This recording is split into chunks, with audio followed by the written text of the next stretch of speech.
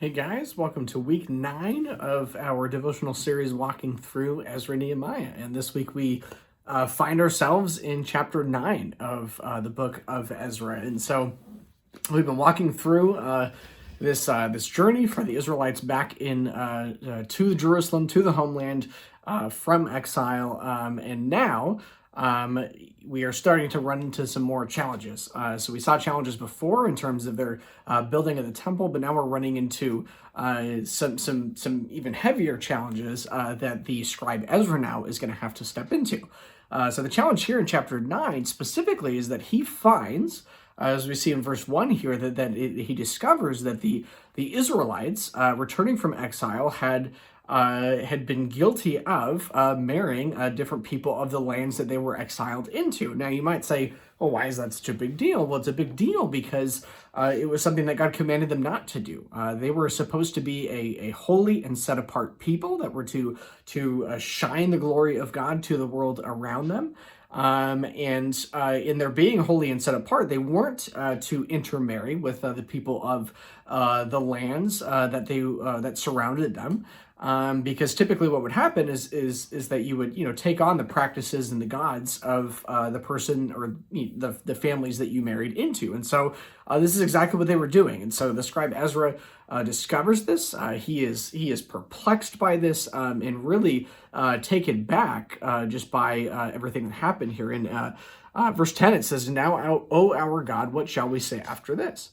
For we have forsaken your commandments, which you commanded by your servants, the prophets, saying, the land that you are entering to take possession of it is a land impure with the impurity of the peoples of the lands, with their abominations that have filled it from end to end with their uncleanness." Now, again, it's not just God saying, the land is unclean for, the sake of it, being unclean, or for the sake just because there are Jebusites, there are Ammonites or Moabites or whoever that we see in this passage. But a lot of the things that were happening in the practices of these people and in the worship of their gods were really horrific things. There were even things, as far as a child sacrifice that was occurring among these people. And so now Ezra is being, or is discovering that the Israelites had been partaking in these marriages and potentially even partaking in a lot of these acts of worship that were given to the gods of the lands around them. And so Ezra now is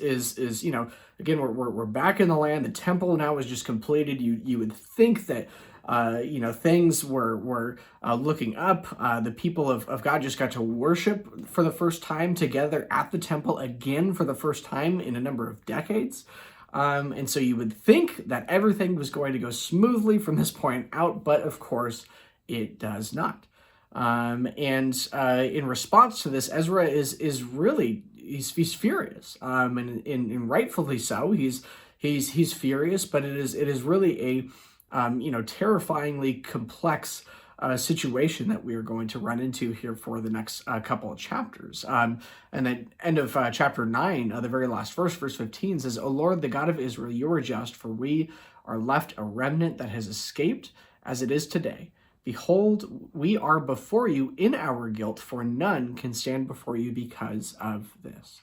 Ezra is realizing and coming across this truth that none of us can stand before a holy God, and he's coming across this in a really vivid way as he sees what the Israelites had been doing and partaking in exile. And so this passage is helpful for us today and can speak to us in a number of ways, but there is this sense of as we start to emerge a bit from COVID, if that's the right way of putting it, we are going to, as we get more opportunity to be with one another, to worship, alongside one another, like we did previously before COVID. As we do these things, we're also going to brush up pretty hard against one another. We're also going to discover things about one another that we don't like if we haven't discovered a lot of those things already. Even this last year in and of itself has revealed a lot of things about us and about the church as a whole. Big C church, church across the world, across America, that we discovered a lot of things, that we don't like. We've discovered that the depths of sin and the roots of sin are really deep among the world, but specifically among the people of God. And see, this last verse is important. Again, no one can stand before you because of this, because of what it is that we have done and have failed in and have turned away from the Lord in. Now, our natural response is to retract. Our natural response will be to run away from this and say, I will find solace and goodness and help away from these people. Just get me away from these people. We've all thought that. We've all been there. But the solution is not that. The solution ultimately is Christ. The solution is coming under him, his perfect life, death, and resurrection, and worshiping alongside the same people that God himself has saved and reconciled to himself along us.